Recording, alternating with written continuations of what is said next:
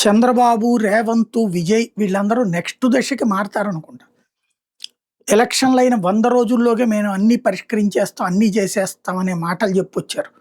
ఇప్పుడు విజయ్ రూట్ మార్చాడు. నాకు కొంత సమయం ఇవ్వండి. 10 ఏళ్లలో 5 ఏళ్లలో డీఎంకే విధ్వంసం చేసింది. ఏదైతే ఇక్కడ మాట్లాడతారో అదే విధంగా సిస్టమ్స్‌ని దారిన పెడుతున్నాను. పరిస్థితి చక్కబెట్టడానికి కొంత సమయం కావాలి అన్ని హామీలు అమలు చేయడానికి అన్నారు. ప్రతి మహిళకి రూ. 2,500 3,500 డబ్బులు ఇస్తానన్న దగ్గర నుంచి పలు అంశాలు ఉన్నటువంటి నేపథ్యంలో అవేమి చేయలేకపోతున్న నేపథ్యంలో తాజాగా ఈ ప్రకటన చేసుకొచ్చారు. అదే సందర్భంలో కేంద్ర ప్రభుత్వానికి సంబంధించి ప్రభుత్వంతో ఘర్షణ పడను. కేంద్ర ప్రభుత్వం మోడీ అంటే గౌరవం ఉంది, ప్రభుత్వం అంటే గౌరవం ఉంటుంది. సైద్ధాంతికంగా భారతీయ జనతా పార్టీతో మాత్రం విభేదిస్తాను, వ్యతిరేకిస్తాను అని ప్రకటించారు. తమిళనాడుని గాడిన పెట్టే బాధ్యత తనదేనన్నటువంటి పాయింట్ చెప్పుకొచ్చారు. వాస్తవంగా బ్యాలన్స్డ్గానే వెళ్తున్నారని ఇప్పటి వరకు అయితే పేరు సంపాదించుకున్నాడు.